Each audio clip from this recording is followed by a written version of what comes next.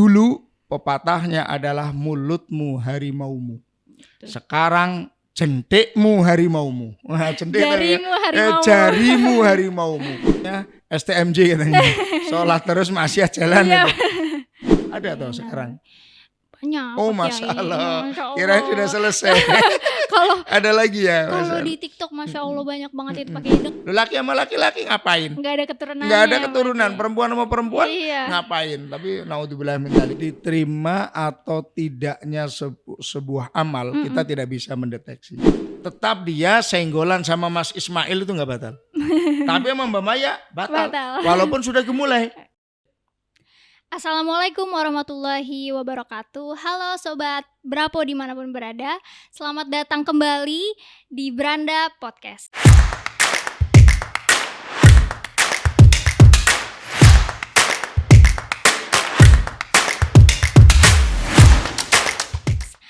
Di podcast kali ini Sobat Brapo kita mau membahas tentang kasus-kasus yang lagi viral, terus juga pembahasan-pembahasan yang lagi hangat-hangatnya banyak di media sosial, ada di Instagram, di TikTok, ataupun di media sosial platform lainnya tentang transgender nih. Tapi di sini saya nggak sendiri, di sini kita udah bareng-bareng sama Kiai Haji Masruhin selaku Ketua Lembaga Dakwah PWNU DKI Jakarta. Assalamualaikum Pak Kiai. Waalaikumsalam warahmatullahi wabarakatuh. Gimana Mbak kabarnya Maya? Pak Kiai? Alhamdulillah sehat. Mbak Maya Alhamdulillah, sehat? Alhamdulillah sehat.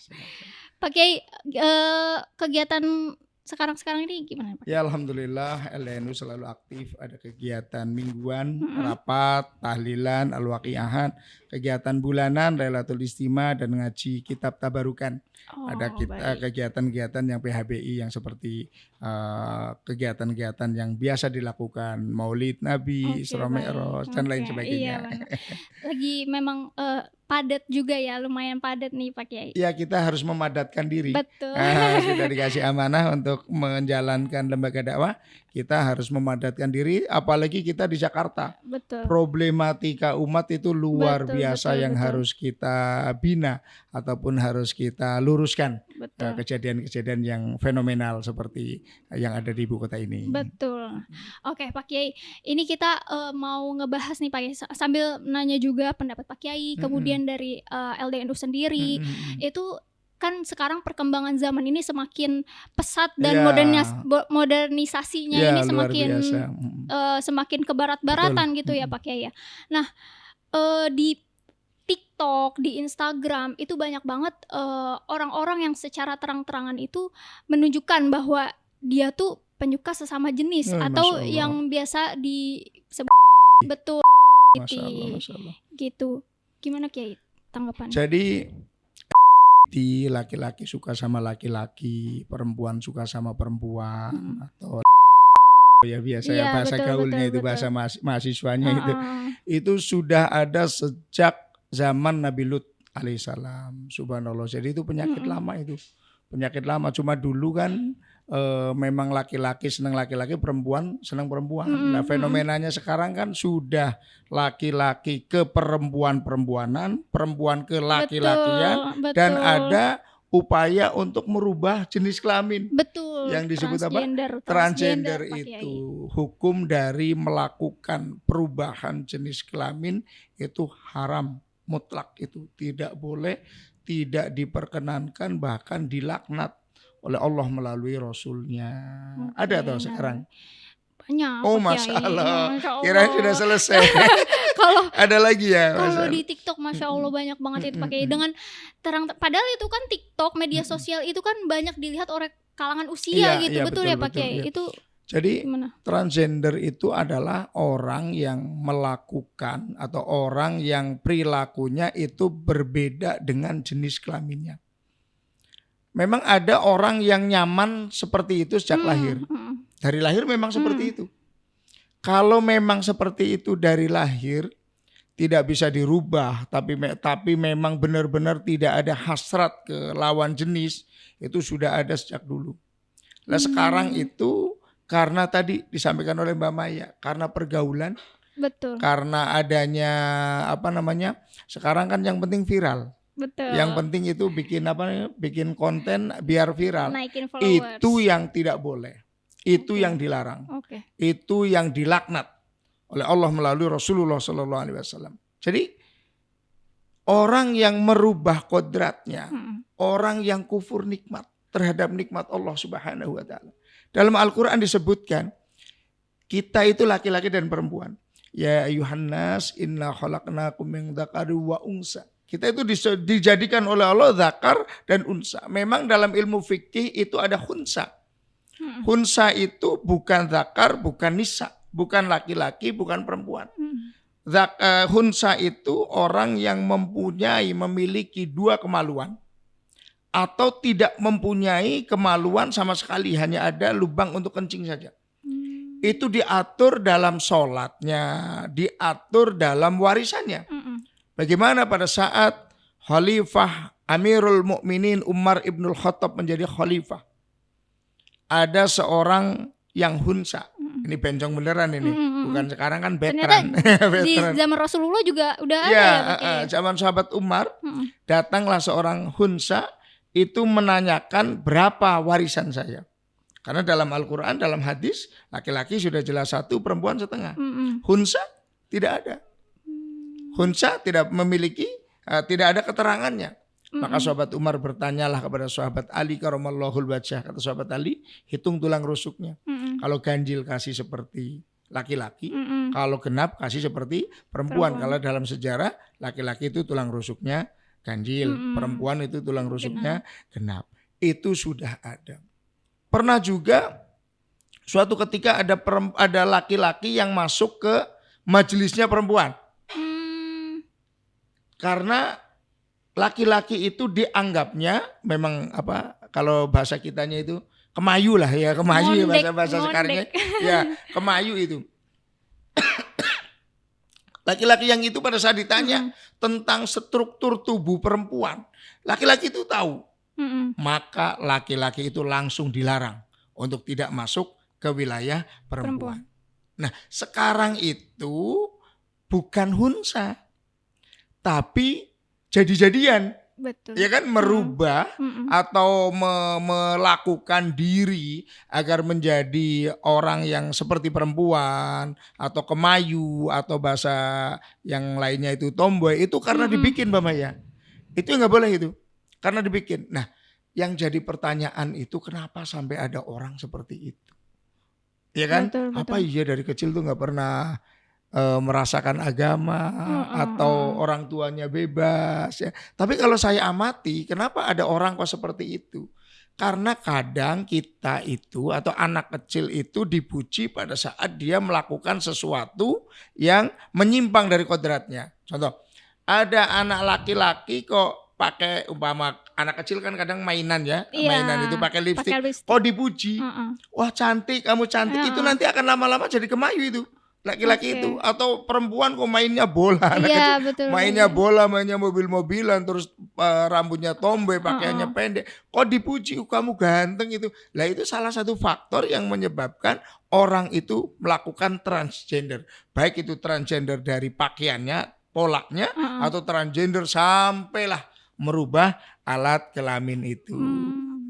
Berarti dari lingkungannya dulu pertama, dari lingkungan, terus dari mungkin kalau dari hasrat dirinya sendiri tuh gimana Pak Ki?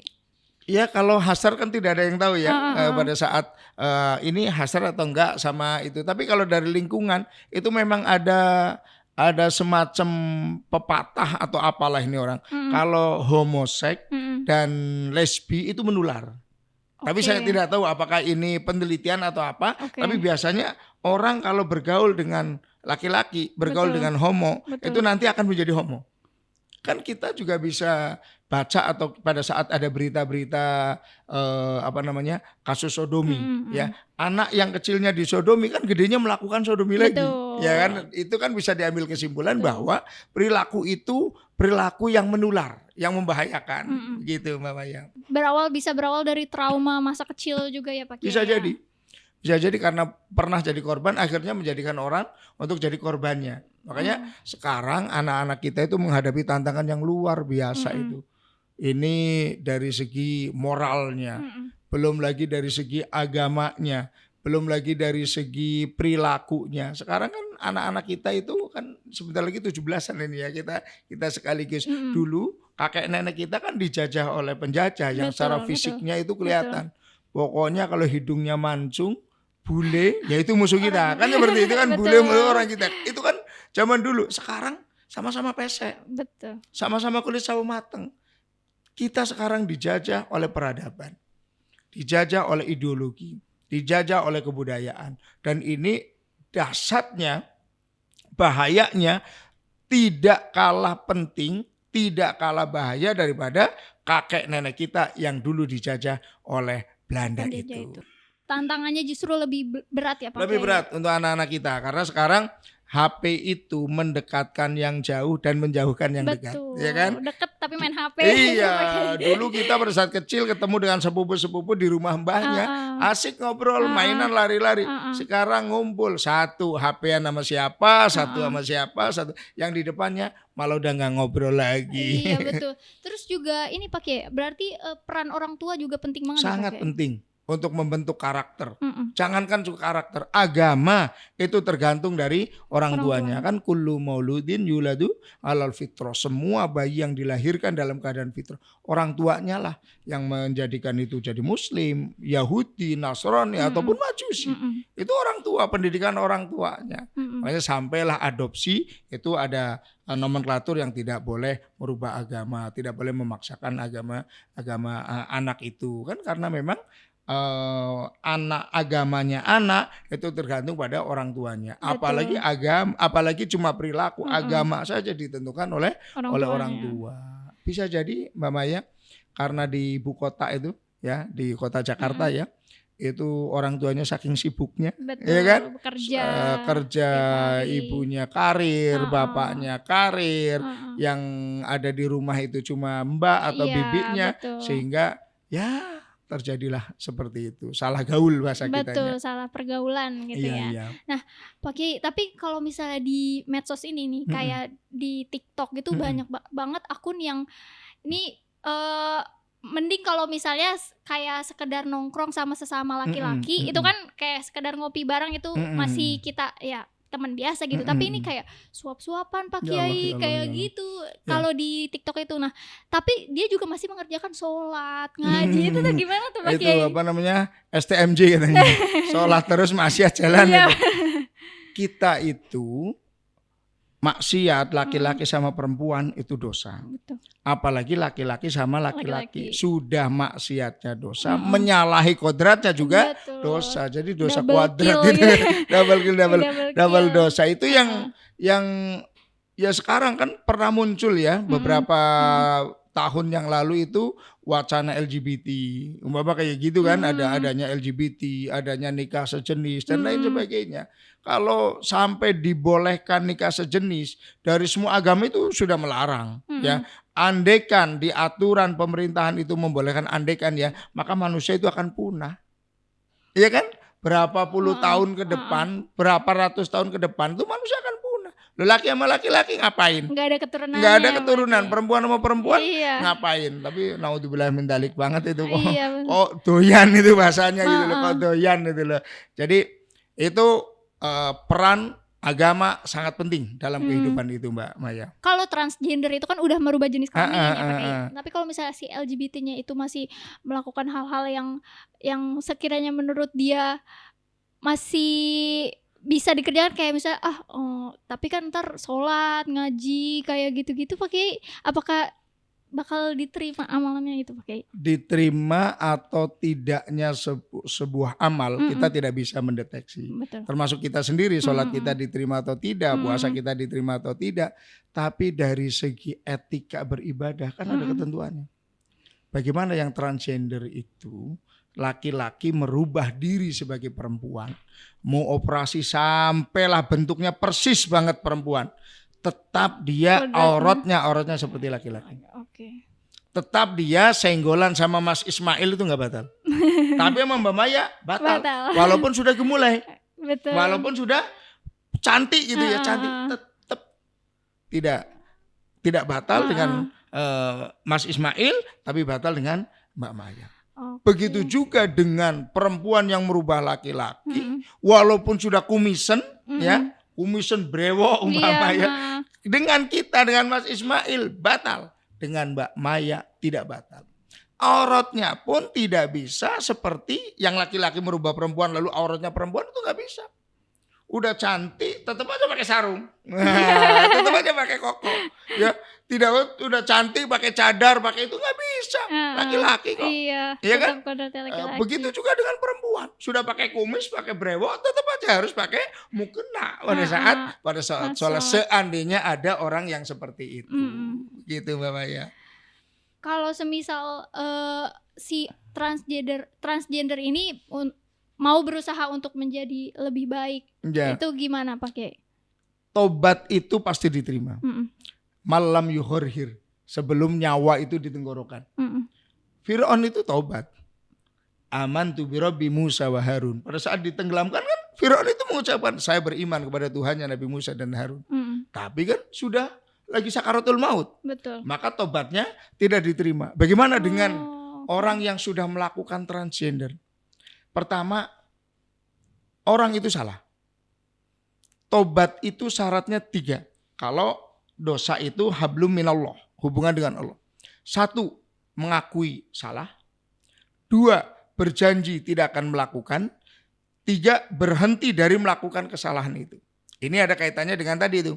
Sudah suap-suapan, mohon maaf peluk-pelukan, laki-laki sama laki-laki, perempuan sama perempuan, habis itu sholat bareng. Pertanyaannya, besok berhenti nggak? Kalau masih melakukan lagi berarti belum tobat dong. Betul. Wong syarat tobat 1 harus berhenti dari maksiat. Betul. Kalau itu namanya tobat sambel katanya. Hanya tobat sambel saja tidak masuk ke dalam kategori tobat. Karena kategori tobat harus berhenti dari melakukan maksiat. Kalau memang ada orang yang sudah terlanjur operasi transgender dan orang itu mau tobat dengan tobatan nasuha, menjalankan 3 syarat itu, menyesal, berhenti tidak melakukan, berjanji tidak akan melakukan, dengan membaca istighfar, insya Allah tobatnya akan diterima oleh Allah Subhanahu Wa Taala. Yang penting yang penting harus menyesal itu. Kadang ada orang sudah tobat tapi bang, ada orang umpama yang dulu pemabuk, sekarang ada orang mabuk, baru mabuk 1 botol aja udah mendem apa ini? Sudah sudah mabuk. Dulu saya seember nggak mabuk, lah itu kan masih bangga dengan tobatnya itu. Kalau tobatnya benar-benar nggak ngomong-ngomong begitu, nggak ngomong-ngomong begitu juga dengan transgender ini. Kalau ada orang yang sudah melakukan kesalahan, Bismillah, tobat, berhenti, berjanji tidak akan melakukan, menyesal, kembali kepada kodratnya. Tapi syaratnya itu kembali kepada kodratnya. Kalau laki-laki harus pakai sarung lagi. Harus pakaian seperti laki-laki lagi, walaupun mohon maaf sudah nggak ada kelaki-lakiannya. Ya kan sudah transgender kan sudah dipotong kasarannya lah ya. Sudah walaupun sudah tidak ada alat kelamin laki-lakinya. Tapi harus kembali kepada kodratnya bahwa dia yang bersangkutan adalah seorang laki-laki. Tinggal perbanyak istighfar, lalu melakukan pembinaan, minta dibina. LDNU siaplah, ya Mas Ismail ya. LDNU Jakarta siaplah untuk menampung orang-orang yang seperti itu. Kenapa? Pembinaan. Karena jangan sampai dicaci, jangan sampai dihina. Bisa jadi mereka melakukan itu karena tidak tahu dasar atau pada saat melakukan itu ada psikis yang gimana gitu loh. Sampai merubah itu kan luar biasa, itu keputusan yang luar biasa. Kita LDNU Jakarta siap untuk membina, tidak akan menghina, tidak akan mencaci, tapi kita bagaimana meluruskan, mengingatkan, melakukan pendampingan. Jangan sampai sudah salah, kan manusia itu punya fitrah ilahiyah. Fitrah ilahiyah itu maksudnya terkadang manusia itu cenderung ke agamanya itu kuat banget. Ya termasuk Mbak Maya kadang kok pengen tahajud, kepengen itu kadang itu fitrah ilahi. Kadang orang kan lagi iya saya salah, saya pada saat itu dihina, dicaci maki, kayak apa kira-kira? Tambah putus asa enggak? Betul. Islam Depresi rahmatan lil alamin. Wa ma arsalnaka illa rahmatan lil alamin. Islam itu merahmati semuanya. Tidak ada manusia yang tidak salah. kullu bani adama khata'un wa khairu khata'ina at-tawabin. Semua anak Adam itu salah. Sebaik-baik orang yang salah adalah orang yang taubat kepada Allah. Tapi dengan catatan benar-benar taubatan nasuha. Itu kan Taubat hanya kepada Allah. Kalau yang lebih parah lagi kan yang dosanya kepada manusia itu harus berhenti, harus menyesal, berjanji tidak melakukan. Kalau masalah harga diri harus minta maafnya. Kalau masalah harta harus mengembalikannya. Makanya kalau kita, umpama kita ya, ikut mencaci maki, ikut menghina, nanti kita dosa sama yang bersangkutan. Ya kan? Betul. Dia dosa sama Allah.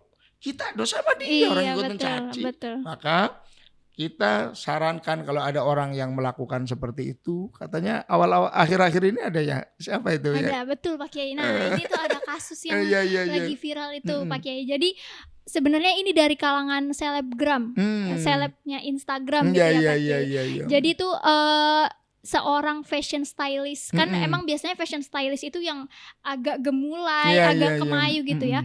Nah dia ini mengikuti sebuah kajian gitu ceritanya Pak Kiai, mengikuti sebuah kajian kemudian menggunakan cadar padahal dia ini seorang laki-laki gitu. Sudah Pak transgender? Kiai. Atau? Sepertinya belum, tapi memang dari gerak-geriknya, dari fashionnya, dari bajunya kayak gitu. Ya itu harus diluruskan, harus dibina. Sekali lagi harus dibina, jangan dihina. Bisa jadi karena tidak ketahuan, saking tidak tahunya yang bersangkutan terhadap hukum-hukum bagaimana berbuat baik dengan cara yang harus baik. Gak boleh pula kita berbuat baik dengan cara-cara yang tidak baik. Kita husnudon karena tidak tahu.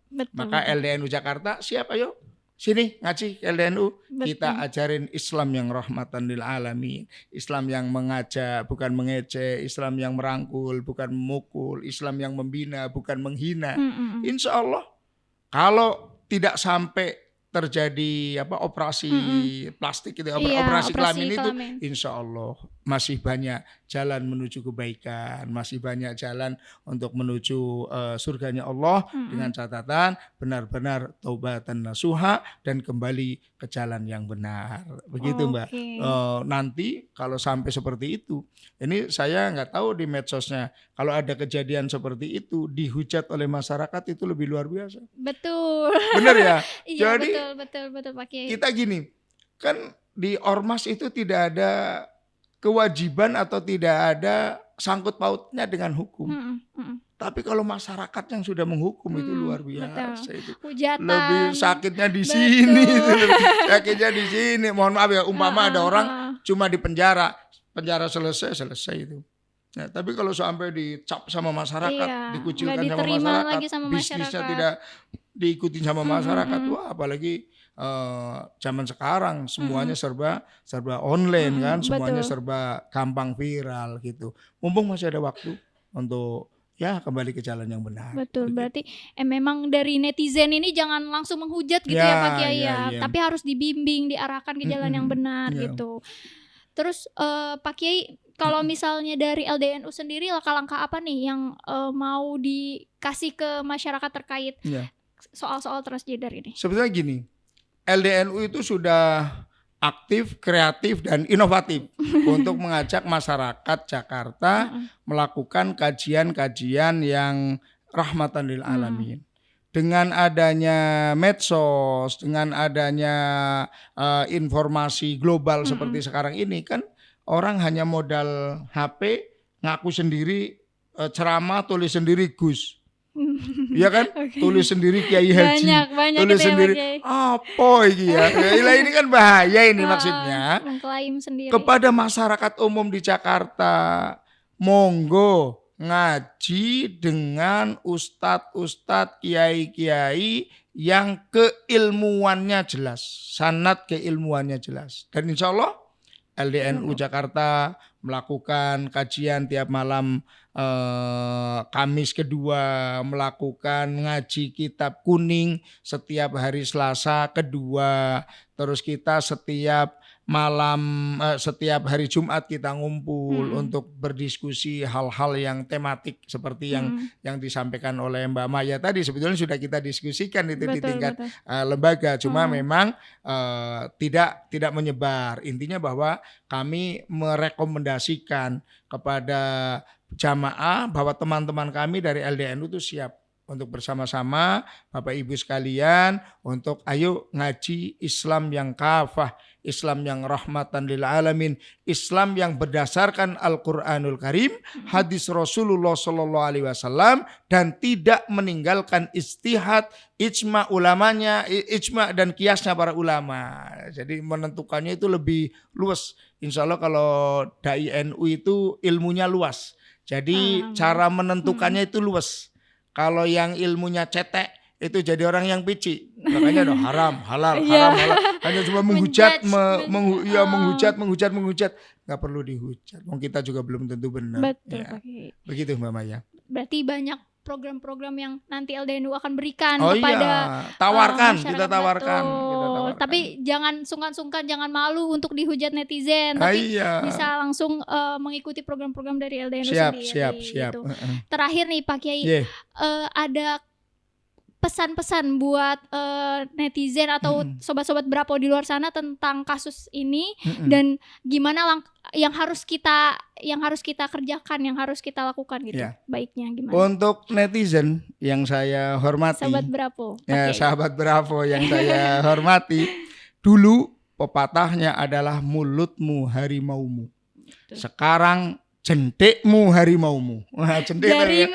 Jarimu harimaumu. Betapa banyaknya gara-gara salah tutul akhirnya dipenjarakan. Gara-gara salah tutul berhubungan dengan hukum. Dan ingat, semua yang kalian tutul itu, semua pencetan jari kalian akan dipertanggungjawabkan di hadapan Allah Subhanahu wa taala. Orang berbuat salah sama Allah, kita tidak ada hak. Kita kalau bisa membina, kalau bisa ini. Tapi kalau kita menghujat, kita berdosa sama orang itu. Dosa orang tersebut sama Allah, kalau tobat maka diterima oleh Allah tobatnya, selesailah. Tapi dosa kita gara-gara menghujat orang yang salah sama Allah itu tidak akan diterima sampai kita minta maaf atau minta halalnya kepada orang yang kita hujat itu. Betul, Oke. Berarti ini benar-benar harus banget dikerjain sama netizen nih yang suka ngedumel di medsos dengan jarinya, itu jarimu harimaumu kalau sekarang ya. Jadi benar-benar harus ditahan hujatannya gitu. Lebih baik didoakan, dibimbing, kemudian dikasih saran-saran yang bermanfaat. Betul. Ya Pak Kiai ya. Nah, mungkin segitu aja untuk podcast kita kali ini. Nanti kita akan lihat lagi di podcast-podcast selanjutnya yang lebih menarik lagi. Kalau misalnya Sobat Bravo penasaran tentang program-program kegiatan dari LDNU, boleh mengunjungi Instagram dari LDNU DKI Jakarta sendiri. Baik, terima kasih Sobat Bravo dimanapun berada.